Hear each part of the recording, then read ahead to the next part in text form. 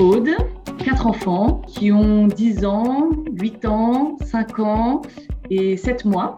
Nous avons vécu en Angola, à Luanda, au Brésil, à Rio de Janeiro, au Cameroun, à Douala, en RDC, à Moanda et dans 2 jours, nous partons pour la Tunisie, à Tunis. Et tout ça sans retour en France? Après le Brésil, on a passé 2 ans et demi en France, en région parisienne. J'ai des sœurs qui ont vécu à l'étranger, donc j'ai toujours connu cette vie d'expat. Avec Martin, on allait se marier. Lui, il bossait dans un groupe international. On n'en avait pas vraiment parlé, mais ça s'est présenté à nous. On bossait tous les deux à Paris. Je dis, allez, banco, nouvelle aventure, on quitte Paris. Martin m'avait vendu ça comme un voyage de noces qui allait durer 2 ans. On est arrivés jeunes mariés, ce qui n'est pas forcément le plus facile, je trouve, d'arriver à l'étranger sans enfants. Parce qu'en fait, avoir des enfants, ça t'aide aussi pas mal à rencontrer du monde via les écoles. Mais c'était une chouette expérience au début de mariage. C'est marrant parce que quand tu annonces que tu pars en Angola, c'est ta première expat, on dit ah, c'est bien, vous prenez votre envol. Mais tout le monde est comme moi, hein. Tout le monde a regardé où c'était sur une carte exactement l'Angola en Afrique. Et tout le monde se disait c'est des dingues et ils vont quand même en Angola. Et c'est vrai que l'Angola, c'est un pays qui sortait d'une guerre civile. Du coup, ça faisait un peu peur. Mais c'est un très beau pays. Et comme nous, on n'avait pas d'enfants, on a vraiment baroudé un peu partout. Aucun regret. On est vraiment partis en pleurant d'Angola. Souvent, c'est l'occasion d'aller visiter des pays, justement, que tu ne découvres pas sur site Internet. Donc, quand on était en Angola, ouais, on a de la famille qui est venue nous voir. Dans le sud, c'est le désert du Namib. C'est vraiment très, très beau. Il faut juste aimer la piste, le 4x4, un peu l'aventure, mais c'est très sympa. Moi, je suis rentrée 3 mois en France, chez papa et maman. Et Martin est arrivé à temps. On a eu notre petit bébé. Le temps d'avoir un visa, on est reparti avec elle. Les gens nous regardaient à l'hôpital un peu avec des yeux ronds. Parce que je pense qu'en fait, quand tu dis que tu habites en Afrique, les personnes imaginent que tu vis dans une case. Alors que non, hein, parce qu'en Afrique, il y a aussi des villes, des immeubles, des appartements qui sont même encore mieux qu'en France. Oui, il y a des petites coupures d'électricité, d'eau, tout ça, mais on est très bien aussi. Je bossais en France. En arrivant en Angola, j'ai trouvé un cabinet d'avocats et j'ai travaillé pour eux. Facilement, quoi. Facilement. À chaque fois, la première question, c'est mais tu connais pas le droit angolais Oui, c'est vrai, je ne connaissais pas, mais en fait, c'est du droit écrit comme en France et mine de rien, il y a quand même beaucoup de règles de droit qui se ressemblent. Et puis surtout, tu as un raisonnement à avoir plus que des connaissances. Au Brésil, j'ai fait plein de choses. En fait, au Brésil, ce qui est compliqué, c'est que tu n'as pas d'équivalence en droit, en tout cas. Et donc, il aurait fallu que je repasse mon examen d'avocat. Donc, avec une amie, on a monté notre entreprise. On faisait des accessoires de mode et ça marchait bien. Après, tu te réinventes pas mal, hein. J'ai fait un peu de journalisme aussi. J'ai fait des traductions de pas mal de textes, d'affiches en tout genre. Donc, au Brésil, je n'ai pas bossé dans mon cœur de métier, mais j'ai fait énormément de choses. Après, on est rentré en France et là, j'ai retrouvé du boulot en entreprise comme juriste. Au Cameroun, j'ai travaillé aussi en cabinet d'avocat. Et en revanche, là, ma dernière expatriation, ce n'était pas possible. Et là, en Tunisie, tu comptes rebosser? J'attends de voir, mais je pense qu'il y a des possibilités pour travailler. Quand tu annonces que tu pars vivre au Brésil, à Rio de Janeiro, là, tout d'un coup, il y a beaucoup plus de monde qui a le sourire aux lèvres et ils imaginent déjà leurs vacances à Copacabana. Donc déjà, ça fait plaisir d'annoncer ce genre d'expat. Je pense que c'est notre plus bel expat. Les Brésiliens disent que la plus belle ville du monde créée par l'homme, c'est Paris, mais la plus belle ville du monde créée par Dieu, c'est Rio. Tu es dans un site, mais qui est magnifique. On s'est vraiment attaché aux Brésiliens, à la culture brésilienne. On a fait des rencontres extraordinaires. Donc vraiment, le Brésil, tout le monde avait un peu peur par rapport à la sécurité. Parce que au Brésil, tu imagines les favelas, etc. Nous, il ne nous est jamais rien arrivé. Enfin, tu vis simplement, mais très bien. Moi, j'ai toujours de la musique dans la tête quand j'imagine le Brésil, un peu de chaleur. On a une fille qui est née là-bas et qui est tellement fière de dire qu'elle est brésilienne. Et j'espère qu'on y retournera pour lui montrer d'où elle vient, parce qu'elle pense qu'elle vient du Brésil, en fait. En fait, en Angola, on avait appris déjà le portugais. parce que l'Angola, c'est une ancienne colonie portugaise. Et donc, quand je suis arrivée au Brésil, on parlait déjà un peu portugais. Sauf que je pense que nous parlions le portugais avec l'accent africain. Donc, on s'est un peu moqué de nous au départ. Pour faire la moindre de tes courses, il faut que tu aies ton CPF. C'est un petit numéro comme ton numéro de sécu qu'on te donne quand tu arrives. Donc, tu mets évidemment du temps à l'obtenir. Mais même lorsque tu dois aller acheter un lave-vaisselle, il faut que tu montres ta carte, ton CPF. Il faut être patient, mais c'est vraiment un pays attachant. On a failli y retourner et on serait retourné avec grand plaisir. Je ne vais pas te mentir, ce n'a pas été des moments très faciles. Bon, nous, on est arrivés en cours d'année. Il n'était pas attendu, en fait, en France.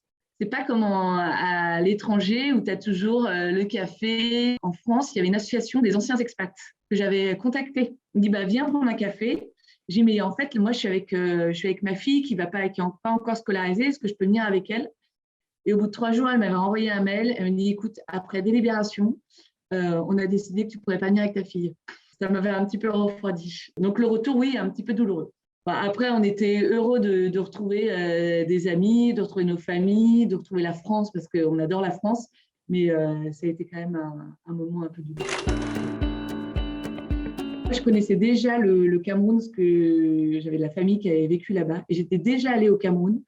Mais il y a 20 ans, j'avais un super souvenir de ce pays parce qu'on s'était baladé en fait. Sauf que lorsqu'on est arrivé, on nous a appris en fait qu'il y avait une espèce de guerre civile dans tout l'ouest du Cameroun et qu'en gros, on pouvait aller juste un petit peu dans le sud et sinon, tu ne pouvais pas te balader. C'était un petit peu dangereux. Donc ça on était un peu déçus de ne pas voir grand-chose du Cameroun. Il pleut au Cameroun, c'est ça qui m'a quand même le plus marqué. Le climat est quand même compliqué. Professionnellement, je me suis vraiment amusée parce que j'ai vraiment créé mon boulot. Mon domaine de compétence est un domaine qui est quand même assez compliqué à exporter. J'ai trouvé un cabinet qui a accepté de m'accueillir. Et en fait, j'ai eu l'impression que tout était possible. Du coup, j'ai trouvé ça génial. Du coup, on a été triste quand on nous a dit au bout de 6 mois, en fait, vous allez quitter le Cameroun. Parfois, les dures réalités de l'expatriation. Nous, on partait grâce au travail de Martin. Toi, tu essayes aussi quand même de créer ta propre vie, etc. Et puis, en fait, voilà, tu suis ton mari, quoi. Au fur et à mesure des expatriations, la première expat, c'est l'aventure. La deuxième, le Brésil, ça fait rêver tout le monde. La troisième, ils te disent « Ah, le Cameroun, t'es contente ?» Et alors la quatrième, ils ne comprennent plus. Ils se disent, mais en fait, quand est-ce que vous rentrez, quoi? Et la question la pire, c'est, tu risques de repartir ou pas? Enfin, c'est vraiment un risque dans leur tête. Nous n'étions pas à Kinshasa, nous étions sur une petite ville du littoral, la seule en fait du Congo. Donc il y a plusieurs particularités. La première, c'est l'isolement de cette ville. En fait, tu es à 12 heures de route de Kinshasa. Donc l'entreprise met à disposition de ses collaborateurs un petit avion de 16 places pour faire Kinshasa-Mwanda. Moi, de France, je fais par exemple Marseille-Paris le lundi soir, je dors à Paris, puis je fais Paris-Kinshasa le mardi, et comme la piste à Mwanda n'est pas éclairée, je dors à Kinshasa et je reprends l'avion le lendemain. Voilà, donc ça fait un petit voyage de 3 jours. Deuxième particularité, c'est qu'il n'y a pas de supermarché comme on peut les imaginer, nous, en France, avec un caddie et un rayon immense de produits laitiers, de charcuterie. Donc, nous allons faire nos courses à Kinshasa, ou alors on fait ça par Internet, et on est livré donc, grâce à l'avion. Et bien sûr, on blinde nos valises. Voilà, je suis partie pendant 2 ans et demi avec, je sais pas, du chocolat, des céréales, des produits de base auxquels on ne pense pas en France. C'est la première fois de ma vie que je partais avec des valises remplies de nourriture. Et la troisième particularité de cet expat, c'est que dans cette ville, il y a une entreprise étrangère, l'entreprise pour laquelle mon mari travaille, et elle envoie 10 expatriés qui viennent en famille.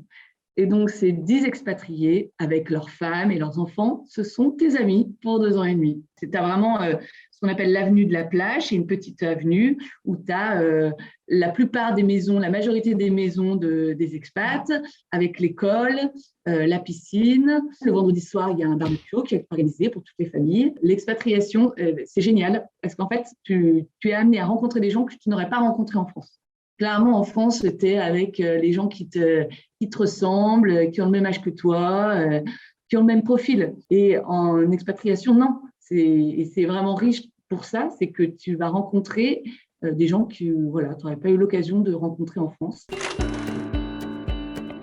C'est une école d'entreprise et elle est ouverte à tous les enfants des cadres. Je crois qu'il y a à peu près 70 élèves et il y a 10 enfants d'expats. Le reste, c'est des locaux.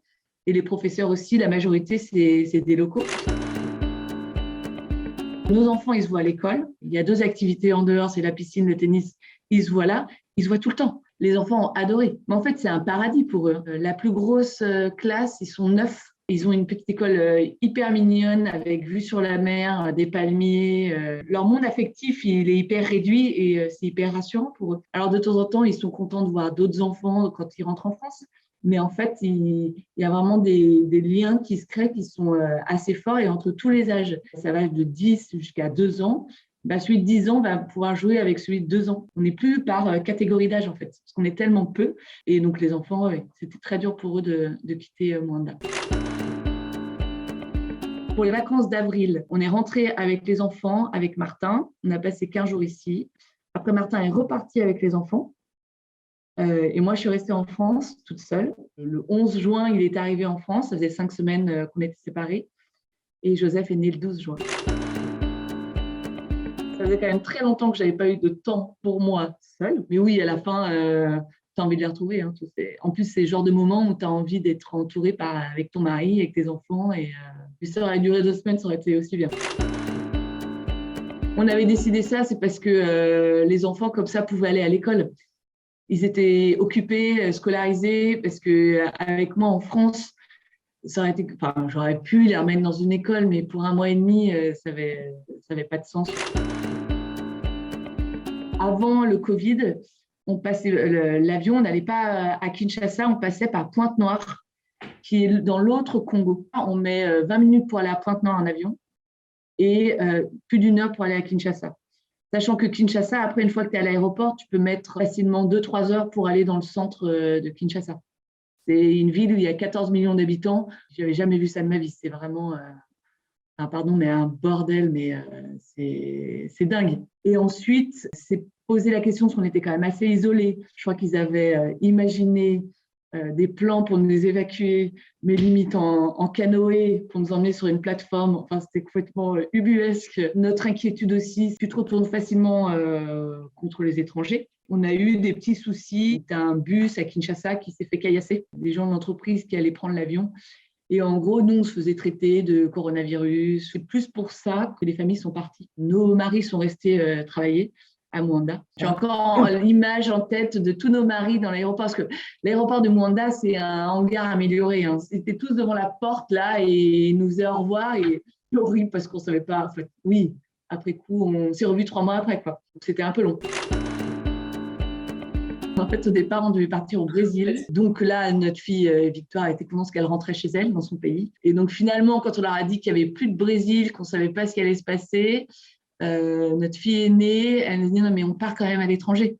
Parce qu'en fait, elle a pris le goût de partir à l'étranger. Et les enfants, ils sont assez chouettes pour ça, c'est qu'ils te portent beaucoup. Enfin, c'est dur hein, à chaque fois de tout quitter, de tout reconstruire, même s'il y a toujours une part d'excitation, et c'est aussi pour ça qu'on le fait, sinon on ne le ferait pas. D'avoir des enfants qui, eux aussi, sont dans la joie de se dire qu'ils vont vivre autre chose, qu'ils vont rencontrer de nouvelles personnes, qu'ils vont découvrir une nouvelle culture, ça te porte vachement. La semaine dernière, les filles ont rencontré leur classe donc sur Zoom parce que l'école était en distanciel. Ça s'est hyper bien passé. Elles étaient trop contentes de se dire en plus qu'elles seraient dans des classes un peu plus grandes pour avoir de nouveaux amis.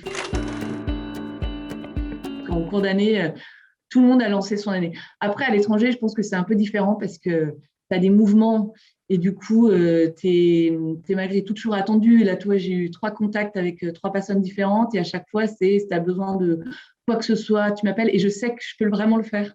parce que c'est pas des paroles en l'air en fait. C'est vraiment chouette cette solidarité que tu peux rencontrer entre les Français, entre les étrangers à l'étranger, en dehors de ton pays.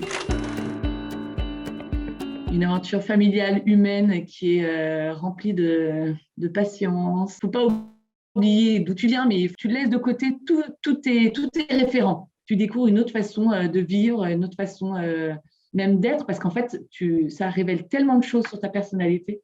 Et notamment, tu vois, à Moanda. Nous, on a vécu en gros en confinement pendant 2 ans et demi, quoi, mais ça révèle tellement de choses sur tes possibilités, sur tes limites. Comment est-ce que tu peux te dépasser aussi. En plus, je trouve que ça te donne confiance en toi sur plein de choses. Question professionnelle, parce qu'à chaque fois, on te dit, mais attends, comment tu vas faire pour rentrer en France? Je suis allée toquer aux portes à l'étranger, on va essayer de faire la même chose en France.